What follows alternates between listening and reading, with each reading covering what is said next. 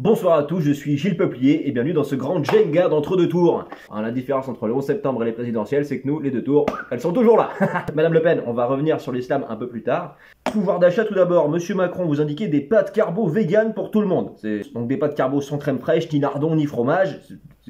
C'est des pâtes quoi. Voilà, combattre la pauvreté par le capitalisme, évidemment, Monsieur Macron. On a toujours réussi à arrêter une gastro avec du laxatif. Alors Madame Le Pen, vous proposez de revaloriser le lardon et de rendre aux Français leur argent. Alors du coup, il faudra peut-être commencer par rendre celui que vous avez volé au fonds européen. Parce que voilà, guerre en Ukraine, Monsieur Macron, vous reprochez à Madame Le Pen d'avoir un banquier russe. Du coup, les Russes vont venir braquer Madame Le Pen avec les armes que vous leur avez fournies. C'est bien ça. Quand on pose des pièges à loup, faut éviter de marcher dedans. Hein. D'autant plus qu'on est sur un plateau télé, donc y a pas de loup quoi. À part à Wall Street, c'est vrai comme vous avez été banqué. Hein, mais bon, la meilleure blague de votre quinquennat reste quand même vous-même. Exactement, Madame Le Pen, guerre en Ukraine qui nous rappelle un peu la tension de la guerre froide avec la baie des cochons qu'on met dans le lardon. Oui, c'est une image, hein. L'essence va continuer d'enflammer nos portefeuilles. Alors moi j'ai trouvé du gasoil à 1,20 €. Voilà, c'est en 2007. Alors Monsieur Macron, vous avez indiqué vouloir arrêter d'importer du gaz et pétrole russe. Et vous avez augmenté de 32% l'achat de pétrole en Arabie Saoudite, c'est bien ça. Alors, question, ça fait quoi de soutenir une dictature autoritaire? Votre ami le prince, là, Mohamed Ben Salman. Non, Madame Le Pen, ce n'est pas l'attaquant du Real Madrid.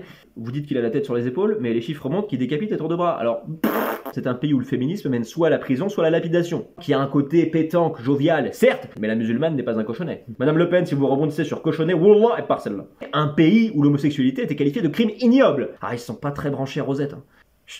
Alors que les homophobes, moi je leur dis, en soirée les homosexuels, c'est que de la concurrence en moins. Parce que le mec est branché merguez, il ira pas taquiner le sandwich au saumon, c'est sûr. Exactement, Madame Le Pen, pour être si homophobe, c'est sûr qu'à Riyad, il y a un pacasse de schbeb, un pacasse. Madame Le Pen, vous d'ailleurs, n'achèteriez pas l'Arabie Saoudite, parce que vous avez rien contre les Saoudites. Un peu plus contre les autres, quoi. J'ai juste que vous n'êtes pas actionnaire majoritaire du couscous Garbi. J'ai bon. Vous êtes circoncise?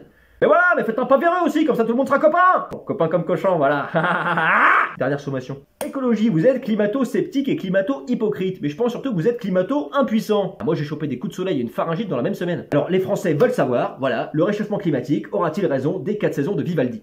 Les champs de maïs vont-ils devenir des champs de popcorn? Je pose les questions qui dérangent. Hein, parce que là ça va, on a 3 degrés de plus, mais dans 2 semaines on va se friter avec des ours polaires. Ah bah Winamax nous donne pas gagnant, hein.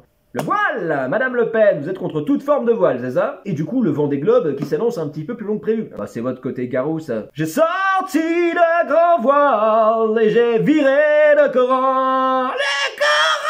Mais au final, avec le réchauffement climatique, hein, le voile n'est-il pas la meilleure protection UV? Mais regardez nos amis les Touaregs, y'a Calélo.